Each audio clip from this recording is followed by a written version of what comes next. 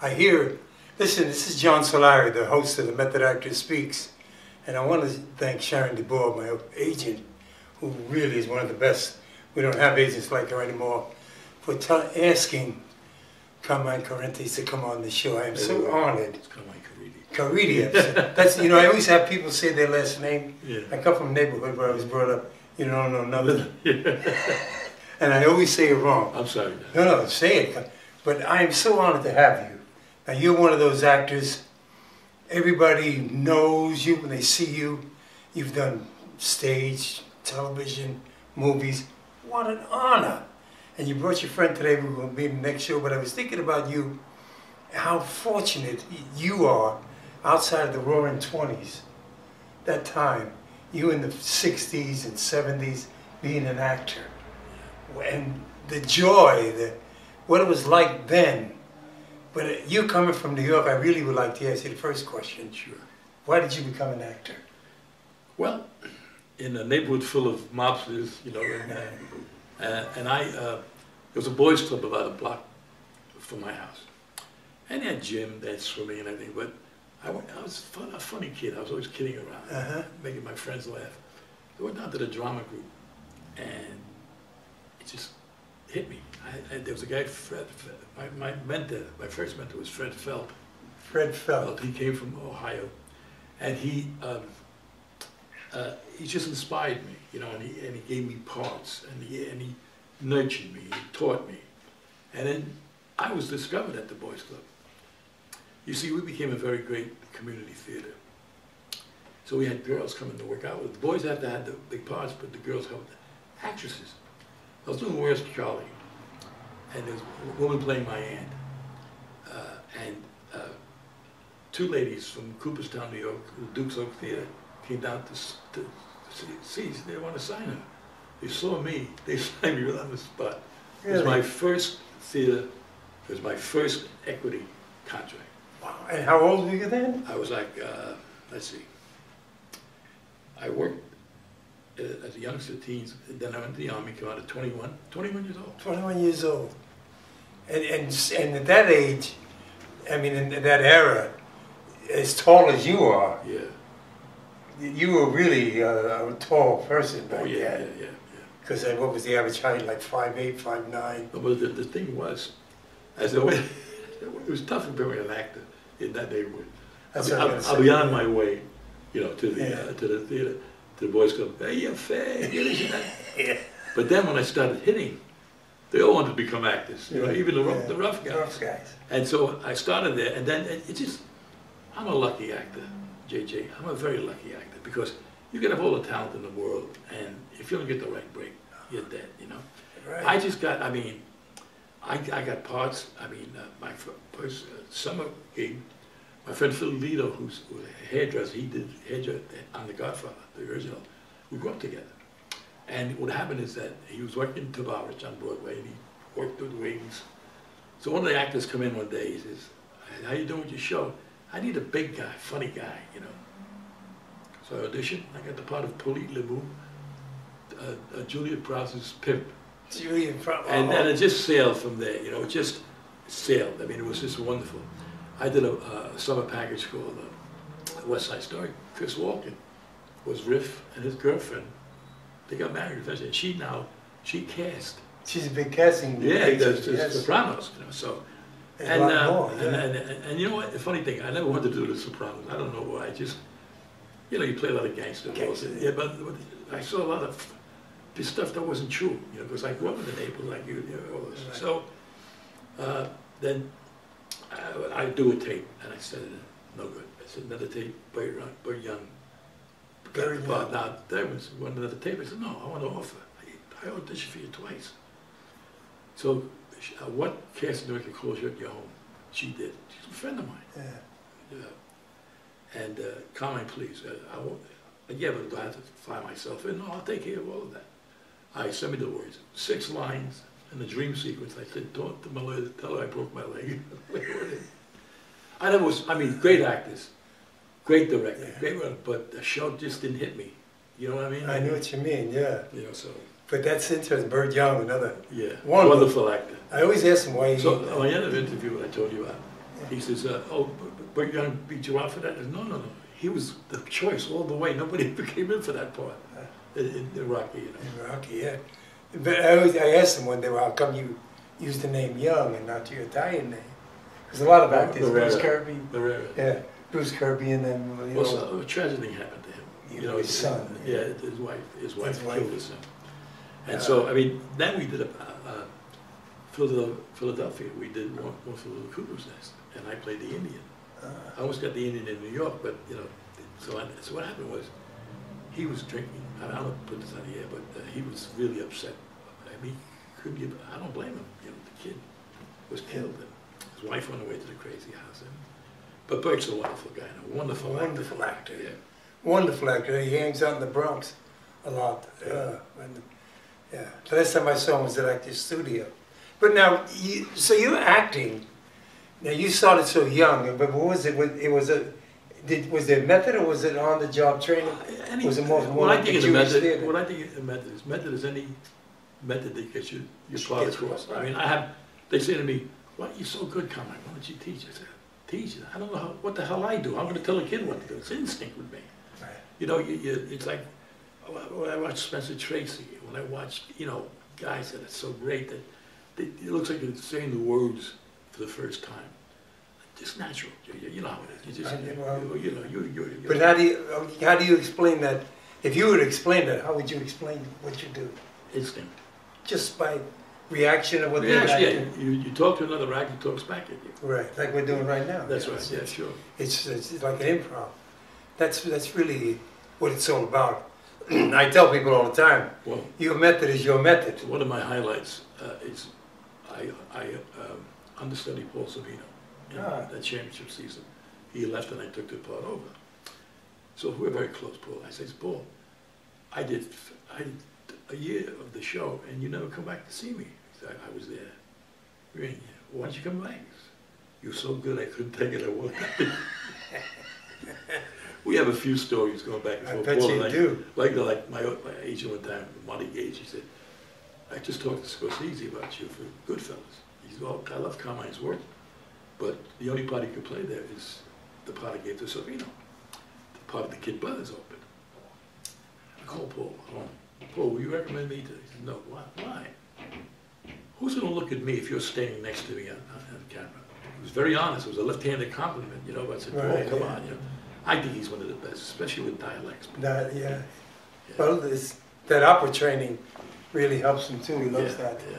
And it all comes out in his work. No, his daughter's that passion. Daughter's a wonderful Mira. Mira, yeah. And he's a good-looking son. And every time we see each other, you know, we call, we kiss, we hug, you know, and stuff like that, because we're very close. See, the thing, especially with these guys on Monday, 15 of us, sometimes 10 days, something. We're not jealous of one another. And that's the key to being a good person and a good actor. I would audition, like I was telling Tommy, I would audition, and then on the way out, I say, get so-and-so for this part, he's right for it. But don't tell my agent I told you. You know? You got to be kind to each other. You got to share information, you know? Which is rare. I find it with Italian actors, you know, that's another thing I was thinking about the other day. Let me correct you about see. I spoke to the Sons of Daughters of Italy. My opening line was, we're all Americans. Okay. We have Italian heritage. You can't call yourself an Italian American. It's got to be American Italian. Well, but then Joe Colombo started that. Did he? Yeah. Remember when he started the Italian American League? Yeah, but I mean, that's what a lot of people don't know. My father was born in Calabria, my mother in Naples, and my grandmother in Messina, Sicily. They're Italian. They're Italian. No, what I'm saying is where the expression comes African American, this American, it all came from Joe Colombo when he started. That's when it all started. You know. Yeah. Actually, I was there the day he was shot, in the Columbus Circle. Okay. But what I'm saying is about being Italian. You know, we always see it. Everybody wants to be Italian, and which is true. We're the only nationality. Well, we have one thing in common. Me and you. What's that? Both have blue eyes. Blue eyes. Yeah, look at that. You got blue eyes. Well, my family was from Genoa. Oh yeah, well. We were the good guys. Yeah. You know, my relatives came from Palermo. Yeah. You know what? They say, well, you know, Sicily, off the boot, was very unprotected. And the Danes, I mean, everybody invaded it. That's why you see a Sicilian with red hair and blue eyes. Yeah. We used to all say they were strong swimmers. Yeah. It was only 26 miles an hour. You know, that famous line, what was it, in Blue Velvet? With Christopher Walken. We're good friends. You know, like I say, this racist stuff comes up. Now, I was colorblind since I was a kid. It was the boys' club. You know, who didn't worry about color? We all were. So the thing was, yeah, but the thing is that, like, I tell a black person, what common did you, what color do you and I have in common? Our blood is red. Blood is blood, you know, yeah. You know what I'm saying? But, and I know Lou Gossett and John Amos and Denzel I met. If you worked with, you know, I want to get into some of the things you worked on, but I mean, there's a lot of character actors that we know, but you're more famous, and your name, as soon as your name comes up, come on, and they say, but he was supposed to be Sonny in The Godfather. You want to hear that story? I would love to hear that if you don't mind. No, of course not. Here's what happened, and this is the true, correct story. I went up to see Coppola one Saturday, and he says, "Oh, Carmine, my father's name is Carmine." I said, "I know that, Francis." Then I did a small little kinescope with me, Tony LoBianco, and Bobby DeVore. Now, they didn't want Pacino in this movie, Evans. So what's going on? It was like Gone with the Wind. They're looking for the right Scarlet. So his first screen test was Pacino, because he always tried to get Pacino in the movie. He wouldn't give up on Pacino, W. DeVore, and myself. I'm telling you, it was like the crew stopped and applauded us, you know. And so I get off the set, and there's a little fat guy with a blue shirt, sweatshirt, cigar, glasses, and a script. He says, "I don't know how you get a coffin big enough for you." It was Puzo. Now my friend Freddie Caruso, who was the manager, production manager, was in when they were watching the screen test. And when I came on and did the scene, Puzo jumped up. He said, "That's Sonny. That's the guy I wrote about." So now, I come up, it's my second screen test a week later. So I go into the makeup room, and my friend Philly's making Jimmy's hair. He's going to audition for Michael. It was all wrong for him. Because I was set, Bobby was set.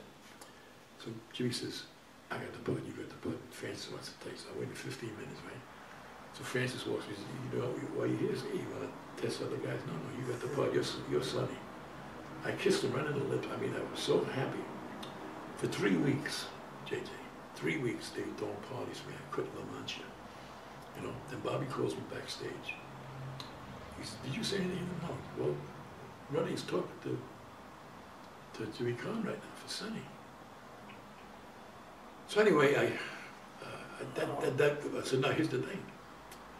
What the story was, and it's in Evans' book, The Kid Stays in the Picture. He said, Brando called me up and said, "Pacino is a loner, so is Michael Corleone. Give him the part." Turned his head right around. Pacino came in. Jimmy went up to Sonny, and I was out. My wardrobe was measured. Everything was set to go. That's the true story. Now Evans, the phony that he is, and I hope he's listening to this, because I want to comment. Meanwhile, in the book, I don't want Mutton Jeff, he tells Francis. Francis, you tell that jerk, I wish I had $1 for every Italian family had a tall son and a short son. That was the excuse.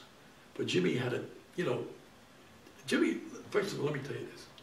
He was a wonderful Sonny. You can't tell me. He's a wonderful actor, Jimmy. Yeah. And he did and it was, because don't forget, he's German background, and he hung around a lot of Italians. Yeah. He was Italian in that, to me.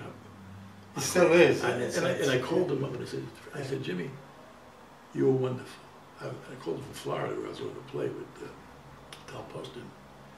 And he, coming from you, Carmine, I believe it. I said, because, you know, we were close. And the thing was, it was hard for him. Now, I do a movie after that with Talia Shire, she plays my niece. And he said, "I want you to know that when you lost that part, the Coppola family was very, very upset." So now, Francis gave me two. I'm the only actor who's played 2 different roles in 2 different Godfathers, 2 and 3. So he gave me that, you know. And here's a cute story. What happened was, I'm speaking to him, so I wrote this part for you, Carmine Rosado, gave you a name, my father's name.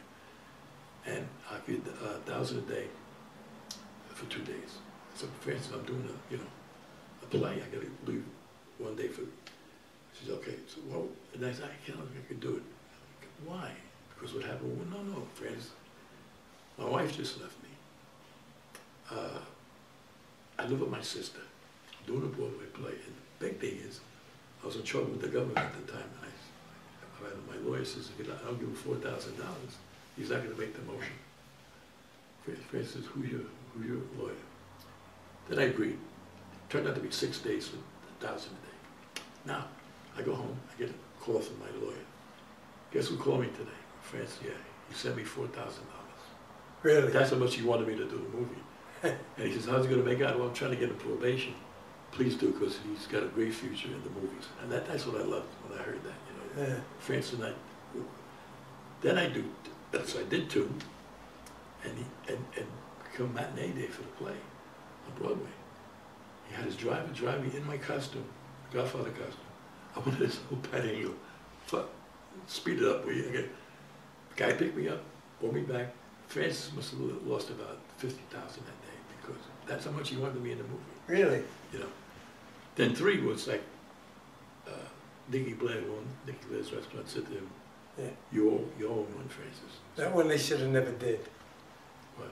Godfather 3. I disagree with you. Really? You know what Francis says about that? He says that's going to be, years to come, that's going to be the best dialogue, the best scene breakdown. Really? Well, I hope you're right. No, listen, and that one, they shoot at us. You saw it, they shoot us. And I go, my lucky coat, I said, Francis, they're shooting out the crap out of us. What?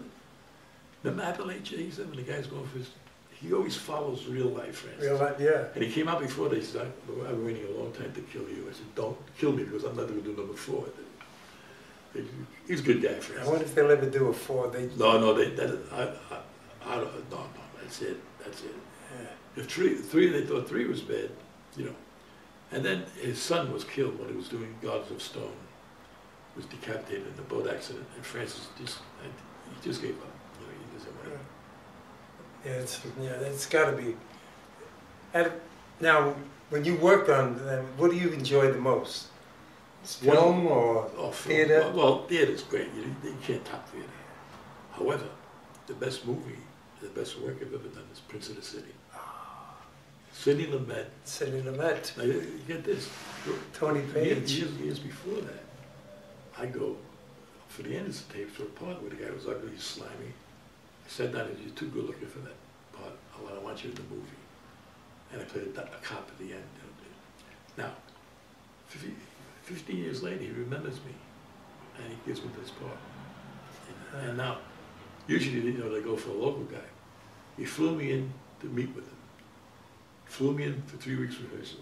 Flew me in to do it, and he flew me in for looping. 4 times. 4 times. Wow. But we got a nice relationship with each other. Do you remember Tony Page in that? Hey, how you guys doing? He's dead, isn't he? Yeah, he died, yeah. You don't. Babanya, yeah. Well, what happened with the Babanya, I was in the car with him in the scene, and he left. And Sidney said, is he stoned? You would have fired him right there. Sidney was Yeah. And the best direction he ever gave me, JJ, was when I got arrested in the restaurant. I went like, cut, Carmine, less is more, just look at him. Now, when I did that sweating and scene, and I was like, you said it, I was like, speak up a little louder. Oh, I'm sorry. So now he said, he chased everybody else at the cameraman, and Bob Balaban had the words on it. And the makeup, he did the water, the makeup, the rose water. Right. He's going, I want you to prepare, fill up. I'm going to give you a minute and a half pan. You know how long that is, Jay? Oh, a long time. I mean, I don't know if you remember the scene, but I was, It was a while ago. Yeah. I remember. Well, that's my best work, I think. We were all hanging out in Jimmy Ray's then. That's right. And the thing is that we all, it was like, that was the epitome. Jerry Orbach and I were almost nominated for this, for supporting. But what happened was, the opening line in the review was, Jerry Orbach and Carmine Caridi are outstanding. And when you get little things like that, you say, oh my God, Oh yeah, you were, I mean, as I said earlier, you know, everybody saw you and they knew who you were. I guess you get that a lot. I know you, I know you. Where do I know you from? Years ago in Vegas, I couldn't get to the casinos, you know. Yeah, yeah. And something else came to my mind. Yeah, 80 years old, I forget. That's all right. But my family was very supportive. After, you know, my father said, "Hey, you want to become an actor? Okay. Really? But if you turn gay, I'm going to kill you in your sleep." He said, I guess that... New York cab driver, you know. New York. I drove a cab in New York myself. He drove at night 42 years. What a driver he was. Well, I was at a 57th Street garage. And we didn't see him for like days at a time because he slept in the cab to make money, you know. And my mother made him think he was running the house, but it was my mother, you know. And what was the neighborhood like that when you were in acting? I mean, when you walked around. Now you were in Stuyvesant Town? No, I was on Tennessee First Avenue, which is further south. But I mean, Cooperstown and Stuyvesant Town were right there. Yeah, but here's the thing. My mother and father paid $45 a month rent. You know what it is now? $4,000. Yeah. Bathroom was in the hall. Stone steps. I mean, the bathtub was in the kitchen. We had to get out on Saturday night so my sister could take a bath. Yeah, but they were neighborhoods then. Yeah. They were neighborhoods. Yeah. Well, the thing was that we played everything on one block. 10th Street First Avenue. My grandfather's a candy store. We played box ball. We played handball. We played stickball on that one block. You know. And JJ, it was a great childhood. I didn't know I was poor until I left the neighborhood because my mother, you know, treated us like kings. I told that to Danny Aiello. I worked on the movie, and I told him I didn't know I lived in a bad neighborhood until I saw the movie. Yeah. Fort Apache, the Bronx. Well, anyway, now Danny, you know, we go back. He saw the book. He called me on the phone the other day. He said, I dedicated a chapter to you. Oh, good for because him. I started it. I'm the guy. Really? He was like my protege. Oh, when he was a bouncer? Or? No, I picked him right out of the improv. Oh, that's what I meant. He was working in the improv. Little Russo said to me, I need another big guy for this movie, so I brought Danny in. And I just nurtured him. I brought him around. I was encouraged him. He turned out to be one of the best actors I know. This guy is some actor. A good actor. I worked with him on Ruby. Yeah. I was in Ruby. We never see each other. Well, I was the guy behind the Knoll. I was. I had a nice scene. I was. We didn't do any. No, you didn't go to Dallas with us, did you? No. I was in the. Mark Lawrence, who's been in every gangster movie since the 40s. Oh, he's wonderful. Oh, I love that guy. He's still alive too. He must be close to 100. Really? He should have died. I haven't heard anything that he died. But Danny handpicked that cast. He told the director, Oh, really? He was one. Danny knew camera angles. He learned so much. I said, Danny, I just gave you the ball. You ran with it. No. If it wasn't for you, I wouldn't have a career coming. I had a nice scene with Danny on the bridge, and he told people that I was the most real actor he ever worked with. But he did Once Around, City Hall, 2 Days in the Valley. He was brilliant. Yeah. And you know, Danny, just a wonderful actor. And a good guy too. And for him to call me. We went to the same elementary school together. He was so thrilled by that. Sandy, a lovely wife, and then that tragedy of this. His son died, Anyway, listen, I'm gonna end this, and then we're gonna come on with you again, and have your friend Tommy come on, and then we're gonna talk a little more about acting. And when I want the folks out there to know this is a legend, a living legend, and there's so much more that I really want to talk about. And when I'll be on the other side of the camera, so I want to thank you, Carmine, for coming. Thank you, buddy. And once again, Sharon DeBoer, thank you.